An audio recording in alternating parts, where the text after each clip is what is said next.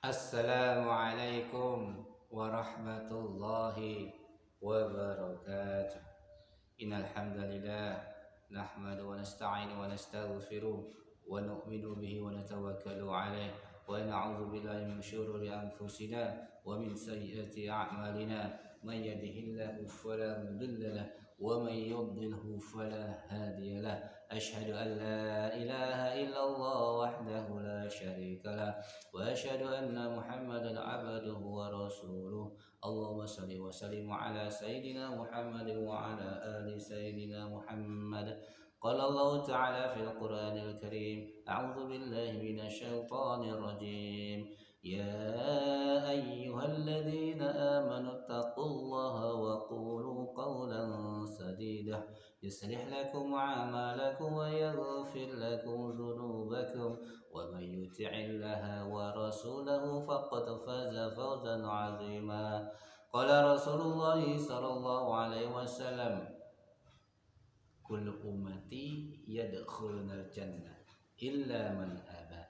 Qila wa may ya'ba ya Rasulullah? Man ata'ani dakhala jannah wa man asani faqad aba. Sadaqallahul azim wa sadaqan nabiyul karim. Alhamdulillah hadirin pemirsa yang dimuliakan Allah SWT.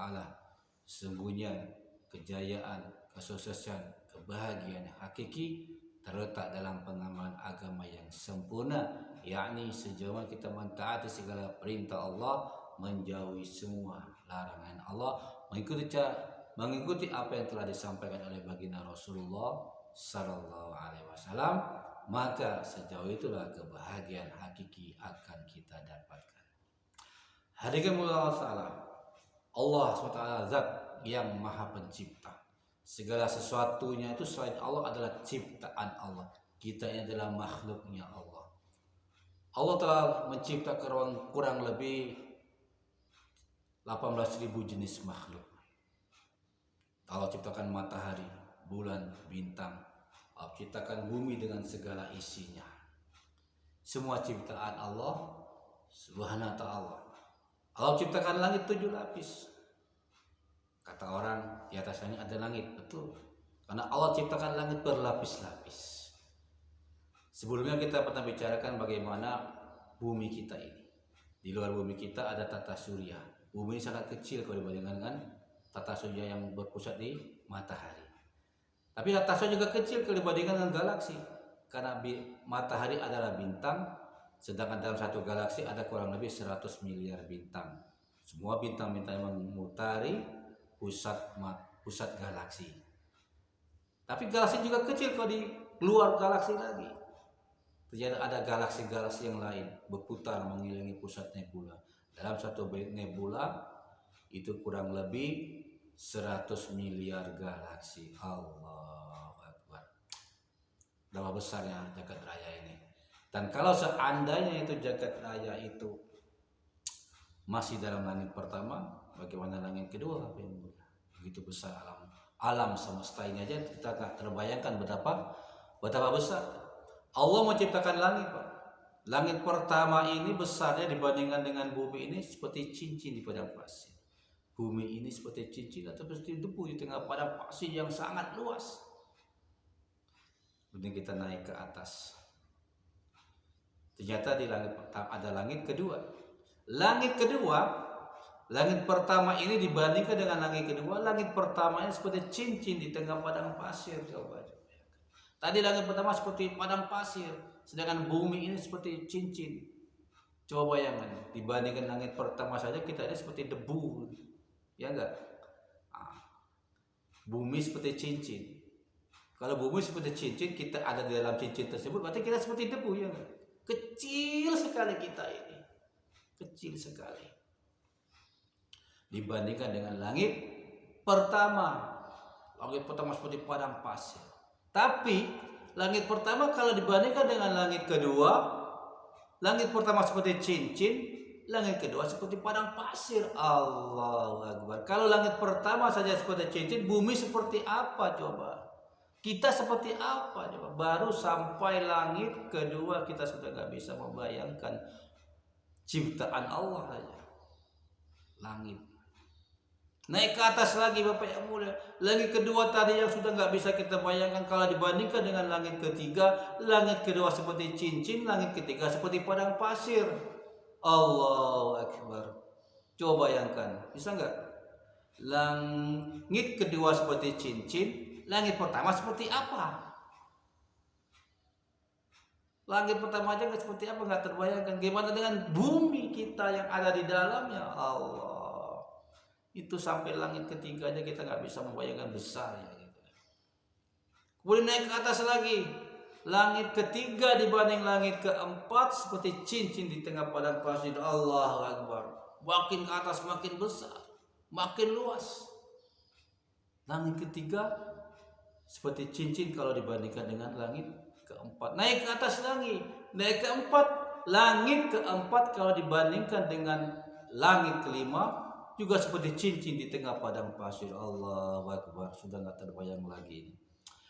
Naik lagi ke atas, langit kelima dibandingkan langit keenam, langit kelima seperti cincin di tengah padang pasir. Naik ke atas lagi, langit keenam dibandingkan langit ketujuh, langit keenam seperti cincin di tengah padang pasir. Allahu Akbar, sudah nggak terbayang ini.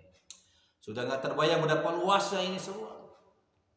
Langit ketujuh dibandingkan arasnya Allah Subhanahu wa taala seperti cincin di tengah padang pasir.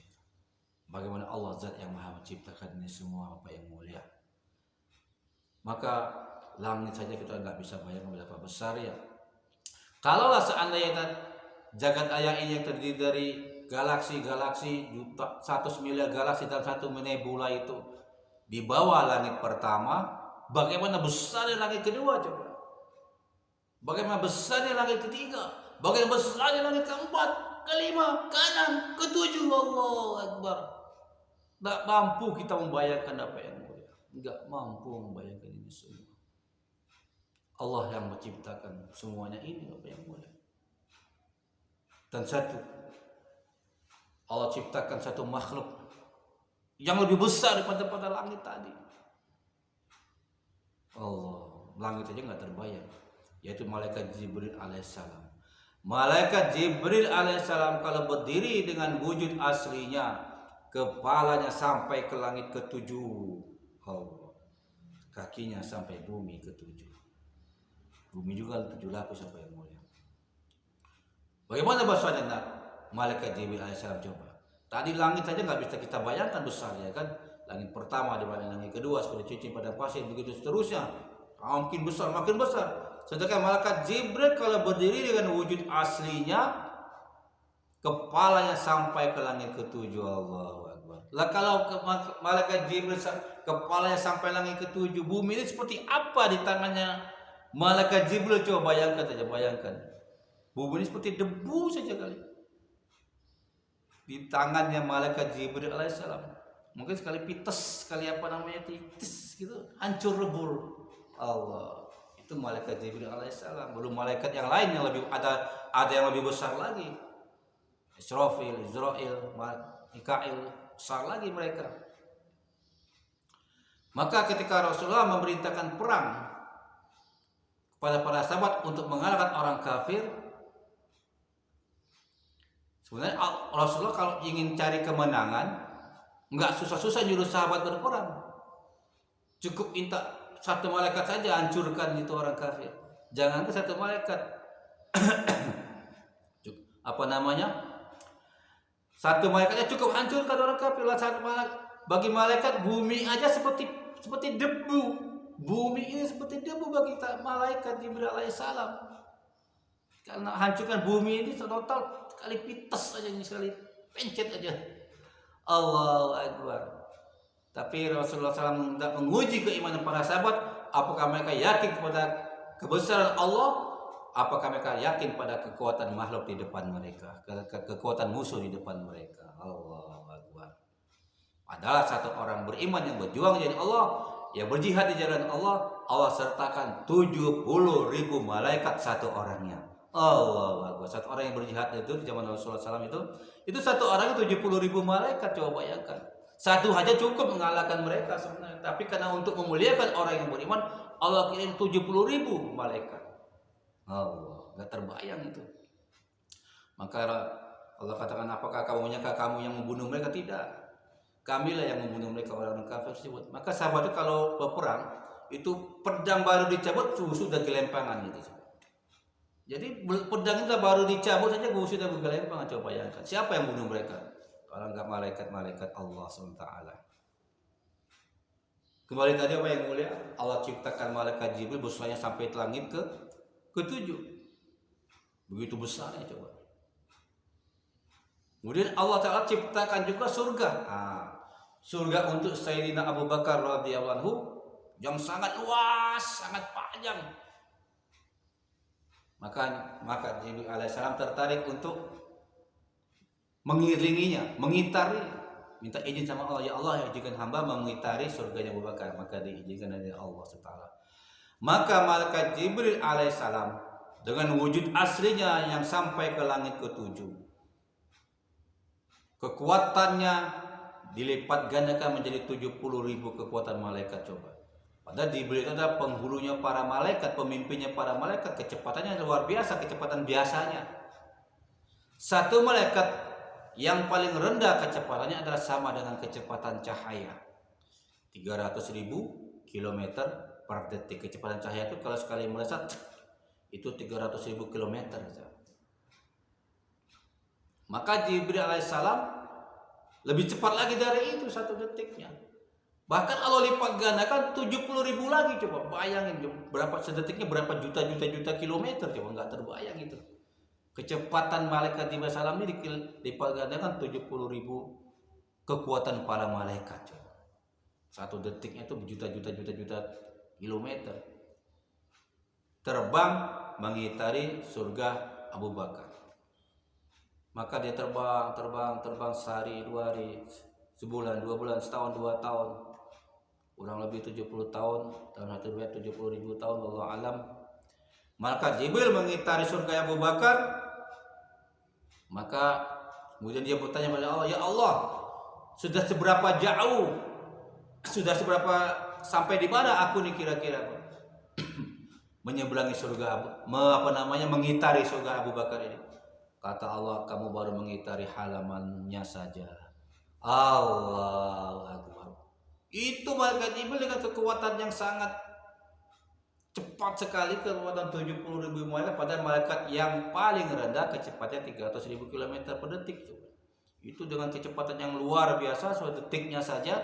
Itu terbang bukan sehari 2 hari, tahunan 70.000 tahun.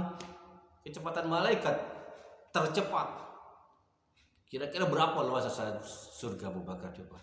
Allah enggak terbayangkan. Kenapa Allah berikan surga yang luas untuk Sayyidina Abu Bakar? Karena Sayyidina Abu Bakar adalah orang pertama yang melaksanakan kerja kenabian setelah Nabi. Orang pertama yang meyakinin yang menerima tanpa protes. Maka dinamakan as-siddiq. Karena dia langsung membenarkan dan dia langsung dakwah saat itu juga. Padahal dia baru tahu ayat la ilaha illallah Muhammadur Rasulullah. Maka dia berani sampaikan, ya ayuhan nas qul la ilaha illallah. Karena itu yang dilihat oleh Abu Bakar Siddiq ketika dia baru masuk Islam. Ya Rasul, aku telah masuk Islam, apa yang aku lakukan? Maka Rasulullah katakan, lakukan apa yang kamu lihat aku lakukan. Maka dilihatnya Rasulullah berdakwah, maka beliau langsung berdakwah. Walau baru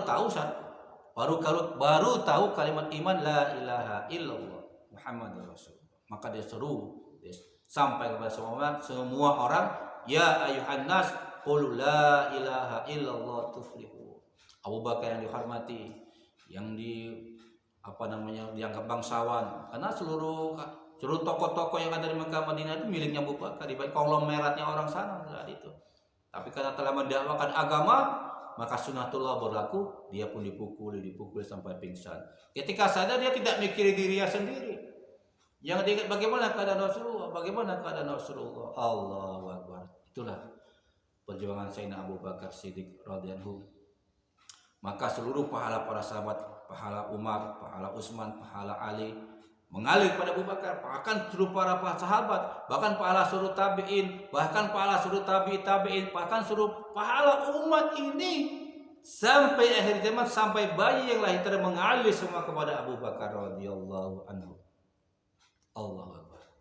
Maka apa yang mulia telah, kalau kita ada tagaza agama untuk dakwah satu pulau yang masih belum pernah datang, maka datanglah segera.